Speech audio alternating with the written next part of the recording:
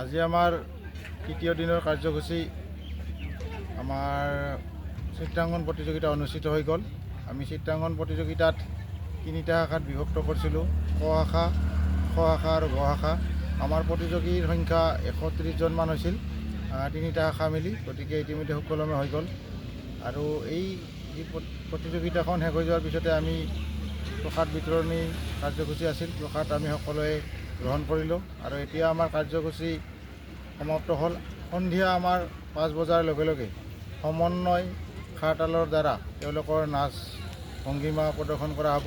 আৰু আজিৰ এই খাৰতাল যি প্ৰদৰ্শন বা নাচ ভংগীমাৰ যি অনুষ্ঠান, তাত আমি সকলো ৰাইজৰে সহায় সহযোগ তথা উপস্থিতি আন্তৰিকতাৰে কামনা কৰিছোঁ।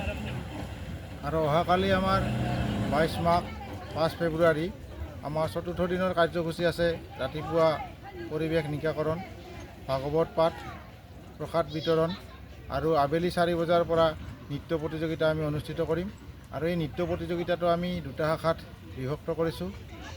ক শাখা 5 বছৰৰ পৰা 12 বছৰলৈ আৰু খ শাখা 12 বছৰৰ ওপৰলৈকে আমি খ শাখা অনুষ্ঠিত কৰিম। গতিকে যি নহওক, এই প্ৰতিযোগিতাত সকলো প্ৰতিযোগীকে আগতীয়াকৈ আমি যোগাযোগ কৰাৰ কাৰণে প্ৰ-পত্ৰ প্ৰদান কৰিছোঁ। তেওঁলোকে যেন প্ৰ-পত্ৰসমূহ প্ৰদান কৰি আমাৰ বিভাগীয় যি সম্পাদক আছে তেওঁলোকৰ লগত যোগাযোগ কৰে।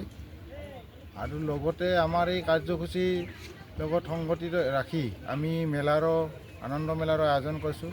গতিকে আনন্দ মেলাও আছে, আপোনালোকে আহক, সকলোৱে উপভোগ কৰক।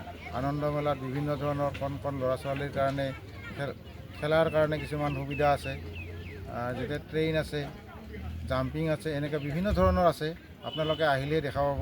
আপোনালোকে আহক, সকলোকে আমি আদৰণি জনাইছোঁ। আৰু আমাৰ এই যি 4 দিনীয়া কাৰ্যসূচীৰে অনুষ্ঠিত কৰা গণেশ পূজাখন সাফল্যমণ্ডিত কৰাৰ কাৰণে আপোনালোকৰ নিশ্চয় সহায় সহযোগ লাগিব। এইখিনি আমি কামনা কৰি সমাপ্ত কৰিছোঁ।